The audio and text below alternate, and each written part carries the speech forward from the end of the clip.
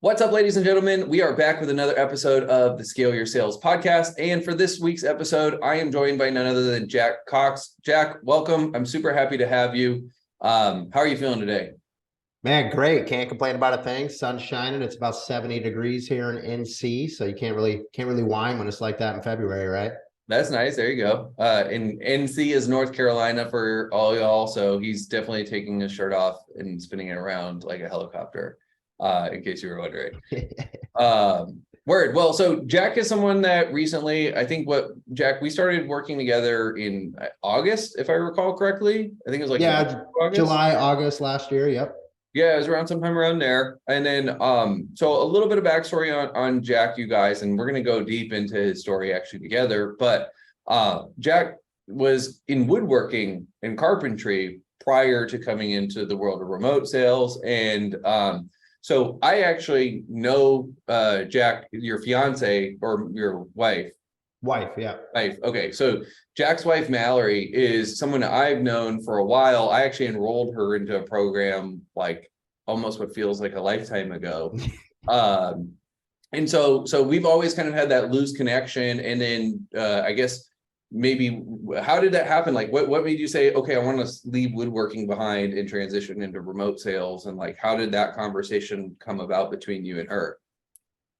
Yeah, so it's actually interesting. We were kind of like taking a little weekend getaway together. And funny enough, I know you got a background in timeshares. We were looking at a timeshare in the mountains here in North Carolina. We were thinking about getting into this little community. And over that weekend, I had been thinking about becoming a real estate agent for a while, just because, having a woodworking business, there's a lot of labor involved, right? So, that kind of thing can burn you out. I'm in my mid-30s, so I'm kind of at that crucial point where I got to make a decision. Like, do I want to keep breaking down my body, doing this labor? I mean, I was making good money. I had a successful business.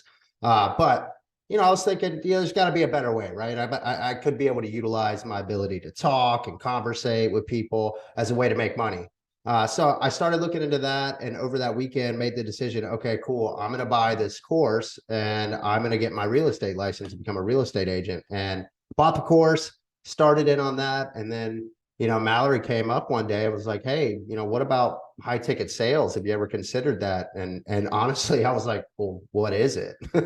Really? So yeah, I didn't really know like a whole lot about like this world. She's been in this world for a long time, but as a coach, and she kind of introduced me into what that looks like. And I was like, man, that sounds better than driving around chasing people to look at houses. So let's give it a go. And then she was like, okay, well, check out Mike Mark. So I checked you out along with some other guys, and ultimately decided on this, and we set up our first call, and that was it. Bro, that's crazy. I didn't know that you didn't really even like understand what high ticket sales was. And like the reason I want to highlight this and kind of unpack it for anyone listening is the fact that like you live with someone who's a high ticket coach and you almost don't even know what high ticket sales is. Like but that it's not uncommon, right? Like if for those of us who have been in the industry long enough, we're used to people being like, but what do you do? And you're like, dude, I explained this 4 times. I don't know how to explain it any really. Like, people have problems. I solve them. They give me a lot of money to solve them, and we do it online. And you're like, no, but like, how do you make money? And it's just like, it's a foreign concept until sometimes you come into this world. I find it so interesting. Like, how long she'd been doing this for 4 or 5 years, right? At that point? Correct. Yeah. And it wasn't that. So I guess I should back up. It's not that I didn't know what it was. I didn't know the term, right? So high ticket sales is like, well, what does that mean? And then I didn't even realize that, a lot of what it is. So like my wife, she has her own business. She's her own salesperson. She doesn't have like a big staff or anything like that. So I didn't realize how many of these companies have people that just do all the sales for them, and then they handle just the implementation. Wow, that's super interesting. Okay. And then I guess like you touched on it a little bit, but I mean, like, what made you say, okay, let's try high ticket sales instead of real estate? Right. So we started digging into it more, and I was like, okay, so I have a knowledge of construction. I have a knowledge of real estate, and, how can this relate to what I do? Because my first thought was like, well, I don't want to sell coaching packages. I'm not a coach. I don't want to have to get on these calls and talk people through their therapy session for the first hour of a sales call. So then it was like, okay, how is this relatable to me and what my skill set is?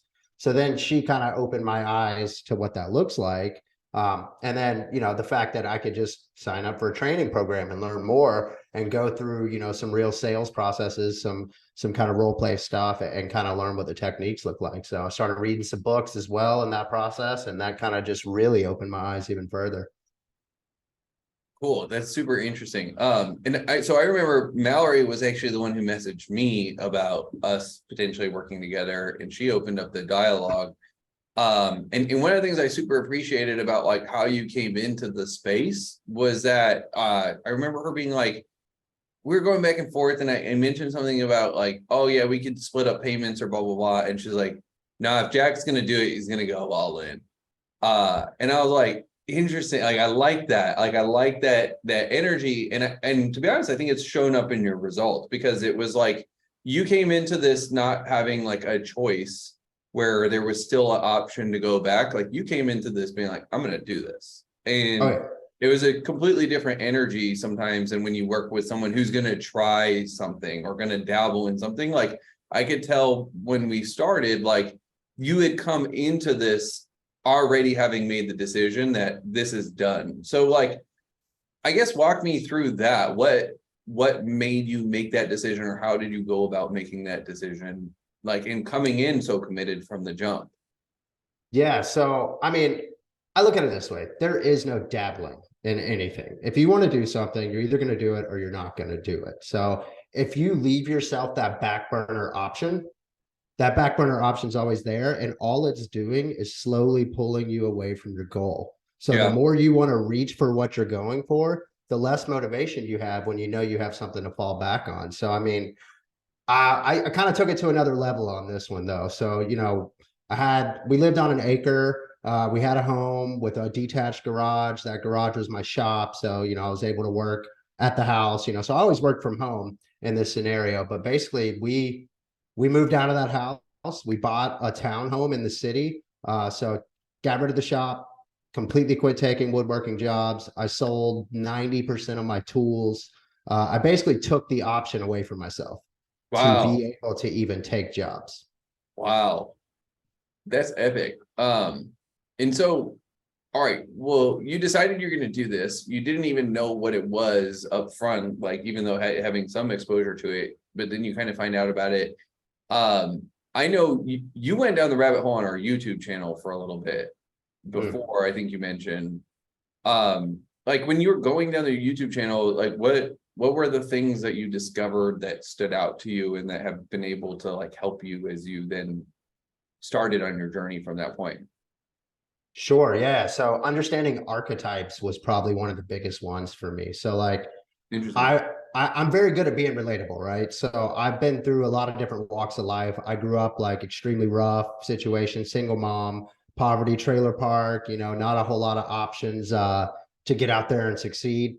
And that was a starting point for me. But then as I've grown, I've been in a lot of kind of crazy situations where I've been in the very, very wealthy end of the world. So through woodworking, I worked my way up as a woodworker into a point where I was like running crews on houses anywhere from 10 to 40 million dollar homes. So I've been in homes that are like the top 1% of the world, places that most people never even see. I've been I've ran jobs that were like 40,000 square foot homes with 300 car garages for, people who have some of the biggest car collections in the world. So, and you have to deal with those people face to face. So you start to learn a little bit of what that looks like and what those people act like and how they get where they got. You ask a lot of questions like, what do you do? And how did you get started? And how did you learn? And you get answers, everything from, I'm in logistics. I run logistics companies for shipping, and other people are like, I worked for a guy that owned a bunch of the boats that you saw on that show, Deadliest Catch. So it varies, right? And through that, I learned a little bit of different walks of life, and that's led me to be able to be relatable. And when I was in woodworking, I went through a sales training for like contractors, and I started learning a little bit about how to sell and how to have a systemized process, which made me fall in love with sales. But then when I started learning about archetypes, just to rein it back in, I know that was a little tangent, but started learning about archetypes, and I was like, oh man, so like all I got to do is read a person, figure out what kind of person they are. And now I can use those skills of relatability to be able to talk to them, meet them where they're at, and then take them where they need to go to make the sale. And to me, that's freaking exciting, right? Yeah. Yeah, it's crazy. Like I feel like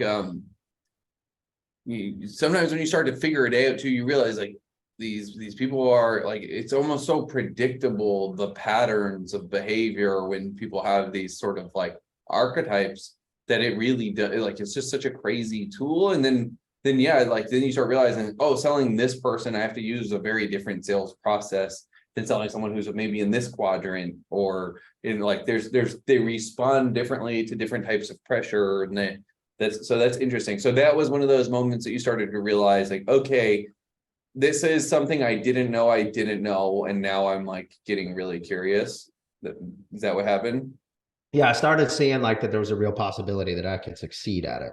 So, while I said, you don't dabble in anything, I also have to believe that I can succeed at it. And once I saw that, it was like, it was on. I was like, okay, yeah, let's do it. Let's go for it. Yeah, interesting.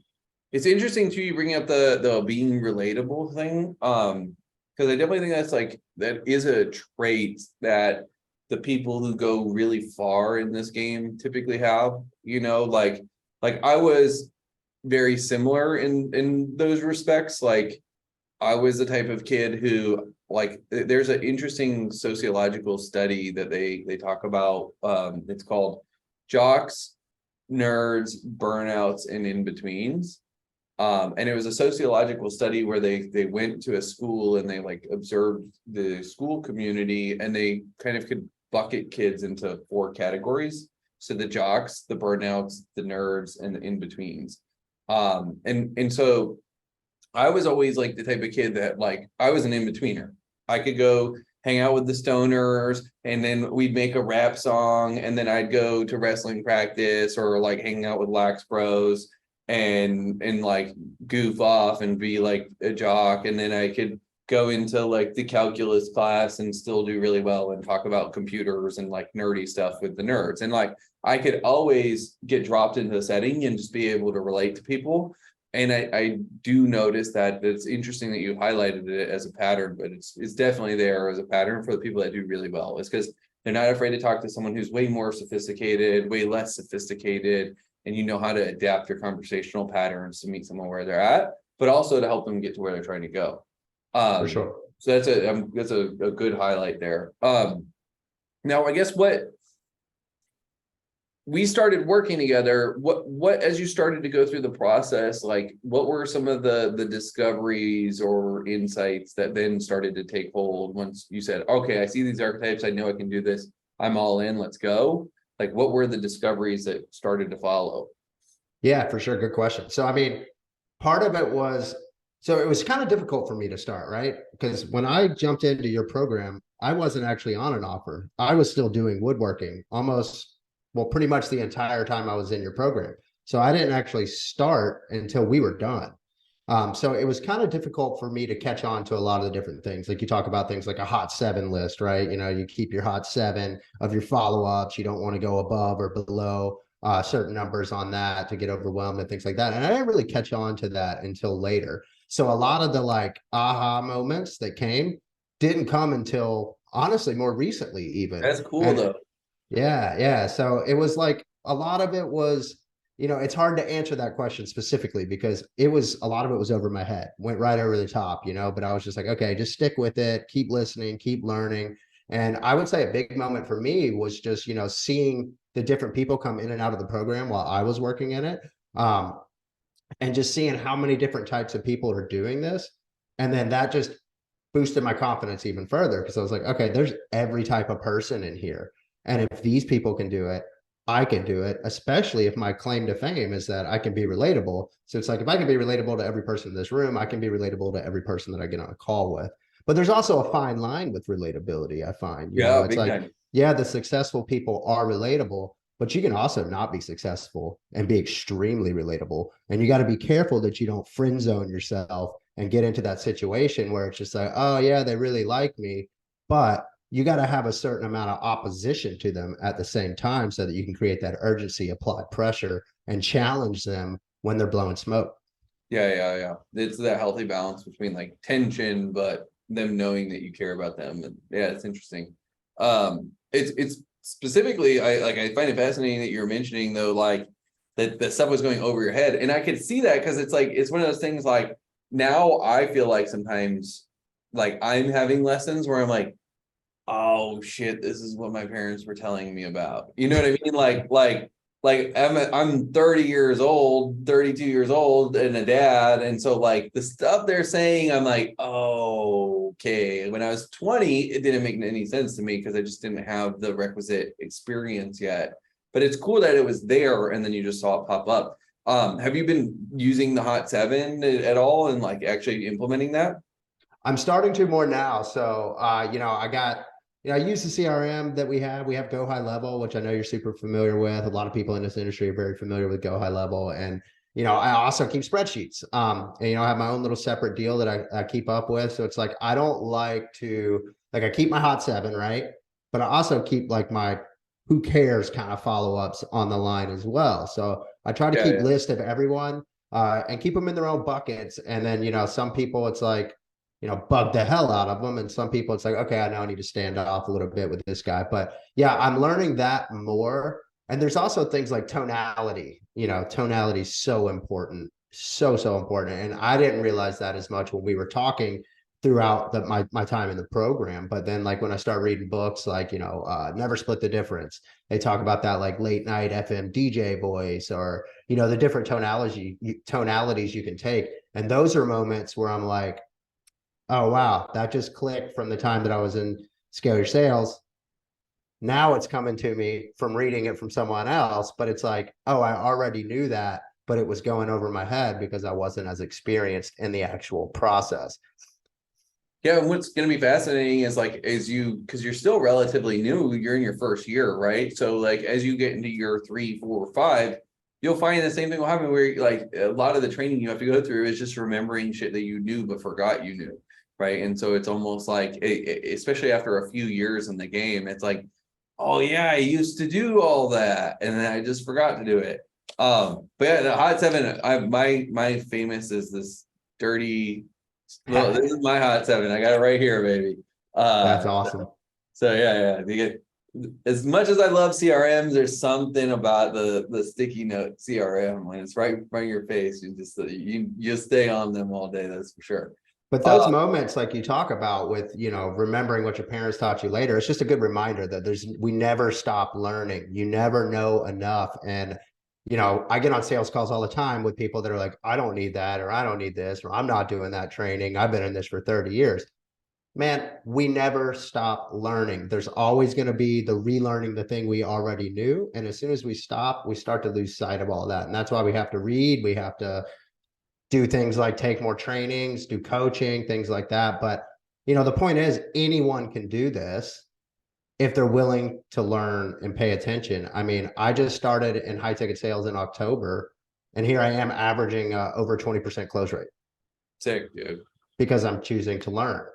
Yeah. Well, what did you do in commissions in like January or December? January, I did $9,000 in commissions. Sick, dude. That's amazing. Yeah. And I mean, what you got on the offer in October, if I remember correctly. Mm-hmm.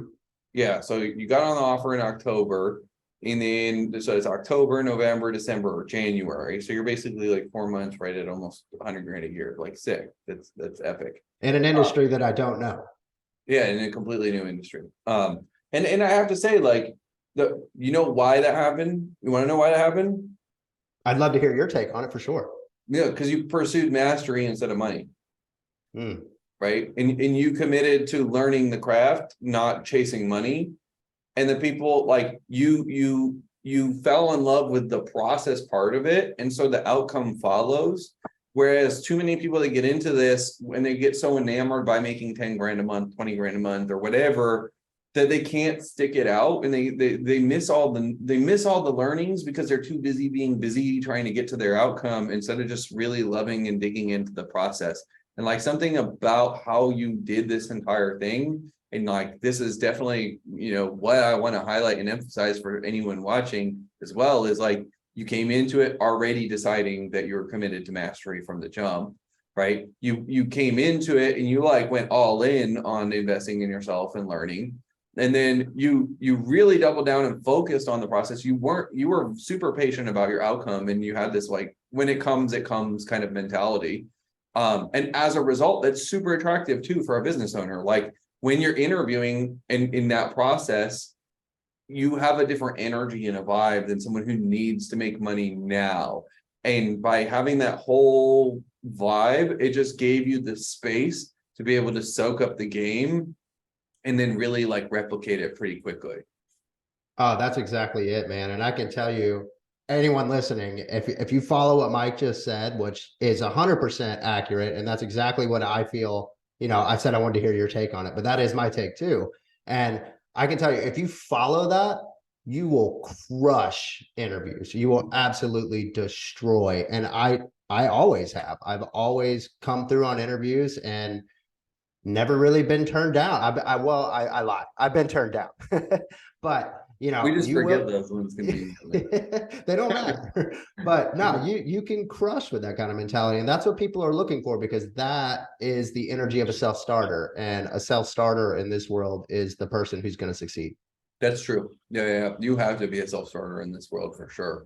Especially because like, you're not in an office. There's no one observing you. Like if you do your dials or you don't do your dials, yeah, they may know in the CRM. You could probably even get away with it for a long time not doing it. And then nobody will really know, but you'll know because your commission checks will tell you. And, at the end of the day, you'll know just you're dealing with your own self. And that's, you got to be able to just like show up when you don't feel like it, show up and get it done. Now, what have you found like particularly fun about the sales part that you didn't necessarily expect or that you found surprising? Oh man, pushing people to get a no. I I love love that.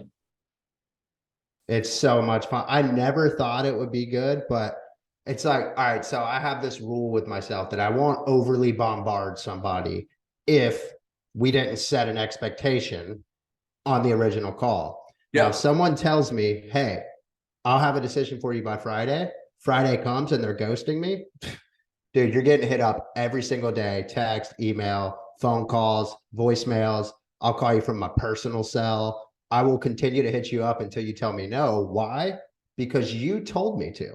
Every call that I get on, I tell people, hey, salesperson to salesperson, because I sell to loan officers, right? So they're salespeople.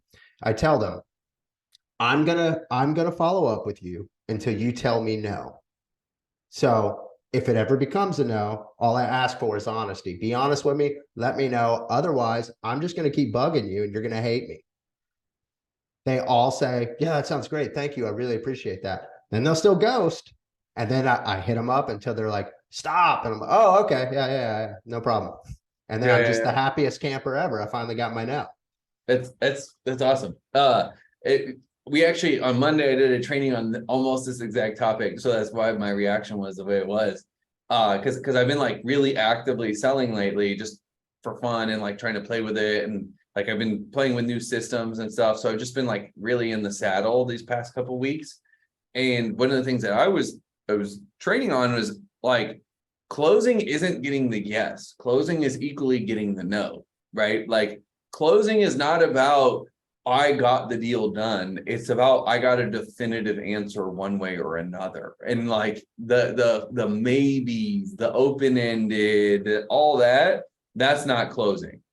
But like just getting to know is equally as satisfying, because it's like, I don't have to put any more cognitive resources to you. I can just let you go completely, and then I can find a new person to put them on my list, and this is who I'm going to focus on. And it's like this complete relinquishing of the energy that then brings a lot of relief in the process of getting to the no. Yeah, for sure. And also remembering that it's not always a no that means no. When someone says, yeah, check back in with me in a few months, that's a no. That's a no, yeah. That's a direct no. And I'm not going to check back in with them in a few months because they're a no. If they want to come back, they'll come back in a few months. Yep. Every once in a while, you'll find the person that's like legit and you're okay, yeah, I'll check back in with you in a few months. Yeah, cool. But it's a no. It's another form of no. Yeah. But you can still cross them off, get them off your hot seven, move on, refill the slot. Yep. Yep. Yeah, that pipeline management is pretty crazy. Especially, I know your game, you guys are doing a little bit more follow-up type of closes, right? Like a lot of your LOs will kind of get to the place. It's not as many one call closes, is it? Or are you seeing a lot of one call closes too? There's a little bit of both. So it's a one call close setup, right? But they call me the follow-up guy at work. So like I am the guy that closes They more call me follow-ups than the anybody follow-up guy else. at work. So I mean, I close more follow-ups than anybody else. And they call it the jack attack. It's kind of the joke in the Slack channel, right? But it's like, I will go back in and they'll be like, what are you doing for follow-ups? And I'll be like, okay, let's go in the CRM. 1, 2, 3, 4, 5, 6, 7, 8, 9, 10, 11, 12, 14, 15 calls over the course of 2 months, and then boom, close. So it's like one of those things where it's set up for a one call, but most people aren't ready to pull the trigger on the first call. And we're in a weird market with the mortgage industry too. So it's kind of Yeah, it's a especially you hard guys. thing to sell right now, which I think is great for learning. Yeah. I'd always rather be in a hard market than an easy market, because if you can figure it out in a hard market, when you get to an easy market, then you're just like shooting fish in a barrel. So it's definitely a lot easier to go. Like, I think whenever anyone's learning something, you should go against headwinds just to like really get tough. And then once you're tough, then it's like, okay, cool. Like, well, then we'll put tailwinds on this and see how fast we can go. Yeah, But it's you like did I'm that losing. almost resistance training in the beginning. Exactly, like I'm losing my woodworking calluses, but I'm building new calluses that are coming Yep. in. Yep. There's psychological calluses where you're just Yeah, scared of the exactly. rejection. You're just like, all right, that's cool. How have you felt like about the amount of rejection that you get? Do you ever find yourself wrestling with that? Is it something that you like found ways to deal with pretty easily, or what's your experience with just the amount of sheer rejection that comes with the game? Oh man, rejection's a tough one, right? That's like one of the hardest things for a lot of people. Me, fortunately, my wife's a mindset coach. So by default, I've done my work, right? So I've learned to deal with that kind of thing in another way. And I think that's important for a lot of people. It's like deal with your problems so that other people's problems don't become your problems. I mean, rejection is tough, but it's not for you to deal with, it's for them to deal with. They're the ones who aren't ready to move forward and succeed in their situation. It doesn't mean you failed, it means they're failing themselves.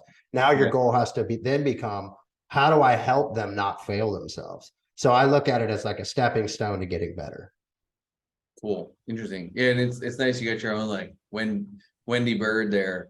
Or we Yeah, got right, Wendy Bird. right. What's the Wendy from Billions? You got your own mindset coach there, just to like get you tuned up whenever you get out of pocket. So it's nice. Yeah, and we have a no coaching each other rule, but Oh, you do?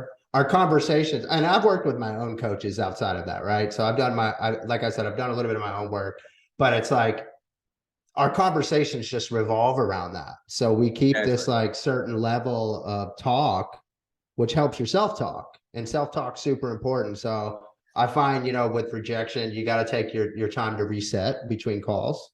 You got to take your breaths. You got to do your self-talk. And I'll sit right here in this room and tell myself, dude, you're a badass. That person doesn't matter. You kick ass. You're going to continue to kick ass. Don't let it hold you back. And then even if that makes me 65 seconds late to a call, I'm going to do that before I hop on with the next person, or else I'm going to fail. Yeah. It's in service of the next person to be able to do Mm-hmm. that. That makes sense. Are you having fun with this game? Oh, absolutely, dude. It's like learning new things. I find the books that I'm reading, which a lot of them are like books that I got from being in your course, suggestions like this guy, The Alter Oh, that's Ego a good one, Effect. right? Yeah, right. Like I don't wear glasses. I got 20/20 vision, dude. This is Johnny Closer right here, right? So I'm uh I'm having fun with different things like that, like playing into all the different techniques, being open to ideas and actually really trying to implement them and not, no dabbling, right? So no half-assing. If you're going to do it, do it. Yeah. Um, what have been like maybe a couple of the ideas lately that you've been finding very helpful, just like in your day-to-day workflows and sales processes and on call? Like what are some of the ideas right now that you're really excited about playing with?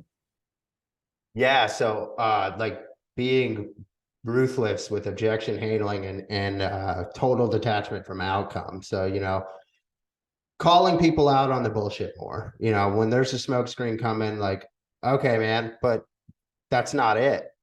Something like that, you know, playing with different word tracks and finding different ways, you know, creating different scenarios and really trying to play with this idea that it doesn't end with just taking sales calls and trying to close people. It doesn't end anywhere, to be honest, but always looking to pave a path forward that takes you further. So trying to come up with, you know, different word tracks and script ideas and different ways to onboard other sales guys that come in so that I can try to pave my own way into like more of the leadership role later on. And that's already panning out and working itself towards it. And it's doing well. You know, we got a younger guy that's selling alongside me on the same offer. And he actually has more experience than me, but I'm finding I'm having a lot of things that I'm able to implement and help him close better. So that's been a really cool one for me is just trying to come up with my own scripts and ideas and methodologies and follow-up techniques. That's fun. That is fun. It's like a puzzle, you know, the more you play with it, it's just like a big puzzle where you're like, all right, if I say this, like how do I get it to this way? And then they'll do that. And then, you know, then you test it and you get the results back. And it's really fun, right? Like, but I don't know about you, but when I first started selling, the one thing I always thought about was like, I came into it with much the same attitude as you, right? So I came into timeshare. And in timeshare, everyone in the class, it's like, why are you here? Like, I want to make a lot of money. And they're like, why are you here? My answer was like, I came to master sales. Like, that's why I'm here. I wasn't there to make a lot of money. I was there to master sales. I knew that making a lot of money would be a byproduct of mastering sales. Right. And so in that process, so like I went through just like that commitment to mastering sales at the highest level, you know, and not even caring about the money, not even caring about any of that stuff. But the way I treated it was like every single tour was like a little mini sociology lab that I got to experiment in. And like, and so when you're doing it, it's like, okay, like I'm gonna run this experiment and see what happens. And then you start getting better at designing your experiments. And you start like being like, well, like I hear this, and you know, for this type of archetype, when they start to come out with this angle, I'm gonna then say boom and see what happens. And like that little game of like finding all these different ways to keep creating new opportunities to move the ball forward with these unique situations, like I find it just like endlessly fascinating. Oh yeah. I mean, one small example is like, so expressives, right? There's one of the archetypes. I found that expressives are the quickest to ghost you after the call. Oh, because dude. they're Oh, terrified they to can't let say you no. down. They can't say no. That's why they can't. It's just like not inside of their DNA. They have to be people pleasers. So rather than letting you down, they'll avoid you. Oh yeah, they don't want to let you down. It's like it's going to break their heart, but all you want is to get the no, right? So I found there's two things that are super useful for those that I've come up with. One is not something I came up with, but one I did, and it's like, you know, I'd say, hey, you know, in a text, like, hey, I feel like we had a really great conversation last week, and you know, you said you were going to reach back out, and you haven't answered, and I'm just wondering, you know, what changed? I never expected you to ghost me. So nothing about what I just said matters except for the part where I say, I never expected you to ghost me. So now they go from, I don't want to let them down to, I can't not respond. Yeah, I let this person And down, which is like you took the thing that's stopping them from responding to you, and you flipped it into the reason that they have to respond to you, which is beautiful. I love it. exactly. And then the one other thing, if they'll push hard enough on themselves to not respond to that, the one that, you know, I feel like any good closer knows this one, and the most useful, and it's like a freaking sword, right? It's like a dagger. It's the single question mark. Oh yeah. That's one of my I favorites. love the single question mark, and it Single works question with mark is all great. archetypes. It works with all of them. Yeah, that one always works. That one always works almost. Yeah, because it's just like it's so you just see a question mark too, and you gotta like think about the user experience when someone's looking at their apps, right? So because like especially if they're on Messenger, there's like a little bit of a preview of what they're seeing, and they look and they just see your name and a question mark, and they're like, oh crap, what's he asking? And then they have to click in. And yeah, it's like it's the intrigue of a question mark is irresistible. Mm-hmm. Yeah, that's super fascinating. And it is true. The expressives are expressives and amiables are a close second. The amiables will will ghost you pretty hard too, for a lot of the same reasons. They don't like the conflict of saying no. But the expressives, I see that a lot. Yeah. Oh, Um, and put your question in the subject line of the email. That'll get them too. oh, that one's one of my favorites too. I love that. Yeah, no text, no body text, just a question in the subject line is a great one. Um, what are you what are you playing with now? Like, what is your focus in terms of your skill gaps, or like how you're trying to continue to get better, or like what parts of the process are you focused on? Just like what are you doing right now to push forward? Right. So objection aversion. So like handling objections in the discovery is a huge one for me right now that I'm working on, trying to get better at. Um, I would say that's probably the biggest thing right now is that. Cool. That's huge. And one thing, just like to give you a tip on this, we did some of this stuff, and I know you did really well at it too when we were doing it. But with if you remember when we were going through the training and we were like reviewing profiles beforehand, and we were able to do almost deal strategy. That's a huge part, because you know that generally like an archetype is going to have the same type of objection a lot of the time. So I can kind of get a sense of the archetype, and then by the sense of the archetype, I can kind of know what the objections are going to be. So I can already weave that into my discovery and all the pitch. So like all my stuff set up in advance. So when you do get to the end, it's like pretty much good to go. That's one thing that I found at least helps me a lot is by just being able to know that in advance, I can strategize the deal a lot better. Yeah. And I would say, another thing is, and this plays into two things you've asked so far. So like, what are you having fun with? And then what are you working on? You just asked. So sitting in the uncomfortable is amazing. I Oh love yeah, it. I love that. When someone gives you their big objection and then you just basically go, yeah, but is that really a big deal?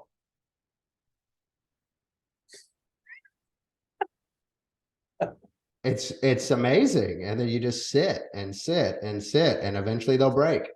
yeah. And it's interesting, like you think about those moments are super uncomfortable, right? Like those moments are really uncomfortable, especially for most people if like we have people pleasing tendencies and stuff like that. Like, because you're really dealing with someone's like going through some degree of pain in front of you, right? And it's weird, like as a human, we have a compulsion to try and relieve people's pain, right? Like it's just a natural, like if there's a disaster, we send aid, and like we just do it in mass as human beings, because there is a human compulsion to relieve other people in pain. And the beauty of what we're doing is that transformation only exists in rock bottom. You know what I mean? Like when people are really experiencing excruciating pain and enough's enough, and I've got to change and I'm gonna do something about this, and they take that committed action, like a lot of times they're dealing with some sort of rock bottom or like real deep emotional problem. And so to just give that the space it needs to be observed and digested is an uncomfortable place to be, And when you start to love that place, it's a really like weird rewiring of your brain, because you're starting to like just love to inhabit like this weirdly perversely uncomfortable moment. But then it's really because you get to see the transformations and the before and afters that come from sticking with someone in that moment. Oh yeah, for sure. And I mean, if anyone's listening to this and you're a people pleaser, right? And you think, well, shit, I probably can't do that because I am a people pleaser. I'm a people pleaser. This is how I grew up. My defense mechanism was to please, was to be outgoing, was to make people laugh. That was my way of coping with the things I dealt with growing up in the situation I grew up in. But it comes back down to the no dabbling. So you just got to commit. You got to give it a shot. Trust yourself to go for it. The first time you do it, it's going to suck. It's going to suck, especially if it doesn't close, but you gave yourself the room to do it. And then the first time that it does close, your hard close comes through because you sat in that uncomfortable moment. You'll get off that call ready to dance to Beyonce like a little girl. Yeah.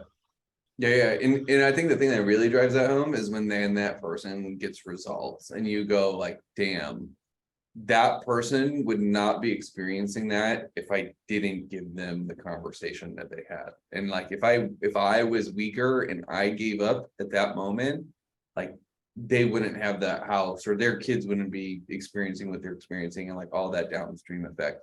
Once you start seeing those, and like, have you had that now where like people you've enrolled have like plugged in, played the system, started to close deals, and you start to see that stuff too? Oh yeah, and I'll go and sit in on like some of the trainings that are in our course, and like see the people I've signed in there and see what they're learning and see how they're growing. And then, it's also to show them like, hey, I'm a man of my word. Like I meant what I said. I care about you. I want you to succeed. That's why I'm here checking up to see if you did. Yeah. And it is awesome. It's a great feeling. And then there's going to be people that don't, but there again, that's not on you. That's on them. They have the tools, they have the capability, and they got to want it for themselves, just like anything else in life. Yeah. And one of the things that I had a talk with Dan, who, if you guys are watching this, there's another episode I did with Dan Patrick recently as well. You guys should check that out. But in that conversation, we talked about like, he came to me one time because he was like, what do I do about these people? Are they getting results or they're not? And blah, blah, blah, blah, blah. And one of the things I had to tell him was like, look, like a lot of times, especially in like mass market biz op programs, just people aren't going to do the work, right? And like if there's a conditional guarantee and these people aren't doing the work and stuff like that, that's ultimately on them at the end of the day. And sometimes we think that like, oh, so and so bought this program but didn't get a result, they're going to be pissed. But like I have two programs. One, I bought a program about short-term rentals and like investing in Airbnbs. And I watched it. It was $2,000. I watched it and I go, thank God. Like, thank God. I don't want to do this. This is absolutely not the business for me, right? My personality type running this business, I don't want to do this. That $2,000 confirmed it. And it was a lot cheaper than getting into an Airbnb and finding out the hard, long way, right? So that alone, that $2,000 was worth it. I didn't have an Airbnb portfolio or whatever, but the investing $2,000 to figure out I don't want to do something is a hell of a lot cheaper than investing 6 months and 20 some odd $1,000 to figure out I don't want to do it. You know what I mean? And then like in another program, I had this fitness program that I invested in, and I didn't do like I started to do it and then I dropped off, and it was just like, it was totally not them. It was like, this idiot is the problem. You know what I mean? And the shame and the pain that I experienced from committing but falling through actually like motivated a lot of what went on later. You know what I mean? And it's like, it's inspired Adriana to shift her fitness, and it's changed like a lot of our fitness patterns in our household. And like, they might think like, oh, this guy dropped off and didn't get any results, but like, I'm super happy with it. You know what I mean? Like, it's like, yeah, I didn't get results in the time frame and I didn't hit my goal because I was an idiot. It wasn't their fault, but it gave me what I needed to get to a place that I'm happier with. And like, sometimes that's going to happen. You're not going to know, you know what I mean? You can't always like, that's between them and, whatever their creator, or however they relate to this experience, right? That's between them and that thing. Because like, we all have our own journeys, and our goal is just to like, someone tells me what they want, what they don't want, we got to guide them on the process. You know what I mean? Right. Like we never know what the lesson's going to be until the lesson comes to us. And it's not always us finding the lesson. A lot of times the lesson finds us. Like the lesson found you. The shame that came from that transformed something in you, and it motivated something else. So there's always a takeaway, and some takeaways are really expensive. Yep.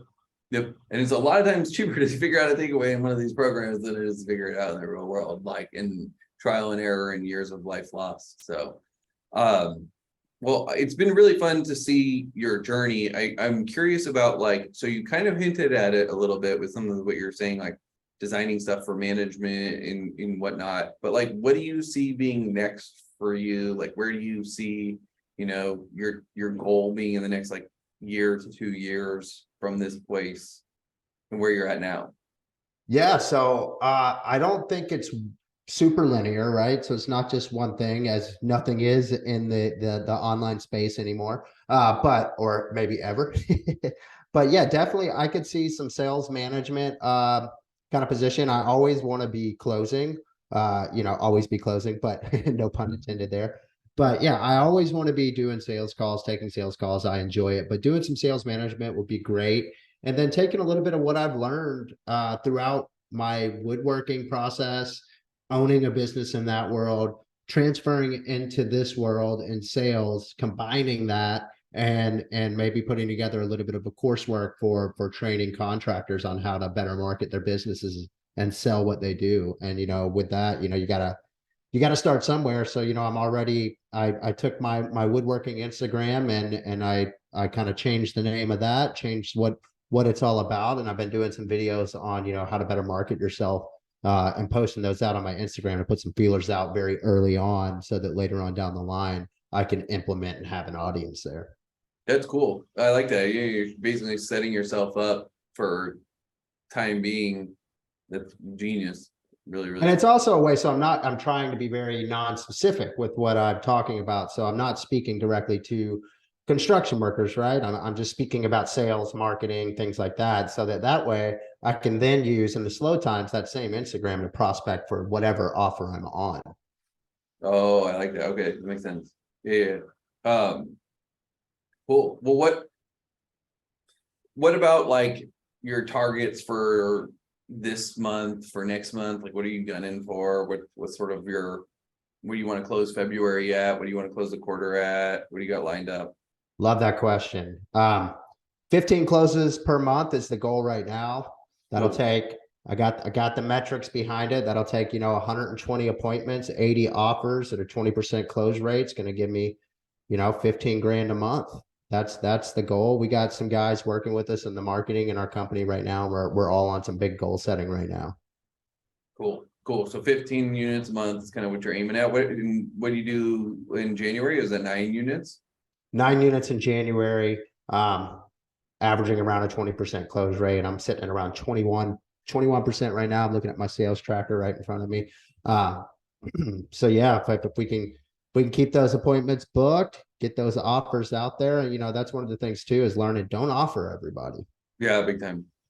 That was hard for me because in timeshare you have to offer everybody. And like we've been working with Mike. Mike was in the program too while you were there, and he stuck around. But like saying he comes from timeshare, he's like, dude, this is so hard to not offer everybody because this is our brains are taught to do that. But when you do, like, what's been your experience with not offering everybody? How's it affecting things for you? Oh my God, freedom, total freedom. I feel less stressed. I feel less like I'm wasting my time. I've opened up so many more calls on my calendar now because, so our calendar self-fills. I'm one of those lucky inbound closer types, right? So my calendar stays pretty booked up, but I keep 7 to 8 slots open back to back every day. So 7 to 8 hours straight of calls. And because I know I'm not offering everybody, that's not overwhelming. Yeah. You might have 15 minutes on one call just to figure out, all right, cool. Hey, it's probably not for you. Why don't you read this book? And Yeah. And whereas before, I was like, I don't want more than 5 or 6, really 5 being a sweet spot. And I was offering everybody and I was closing less. yeah, that's the interesting part. When you start offering everybody, you lose certainty, and so it really negatively impacts your close percentage. Whereas when you say no to people, it gives you this like extra sense of like it really like takes your locus of control from being external and then moves it internally. And as soon as you have that internal locus of control, like there's a sense of certainty and like just like what you said, freedom, like that just comes from being able to be like, no, I'm not gonna take this one on. Exactly. And I mean, it's one of those things too, where like you got to continue to polish your skills. You got to review your calls. And whether you think that uncertainty is bleeding out, you never believe it is. We always think we're hiding whatever feelings we have inside, but the truth is we're not. So when you review your calls, you pay attention, you can actually see it, and you just got to be honest with yourself. Like, am I sucking? Like, okay, yeah, I'm sucking right now. Well, am I going to get down about it? This goes back to that rejection thing. No, do some self-talk, work it out, figure out what the problem is, pinpoint it, and fix it. Yep.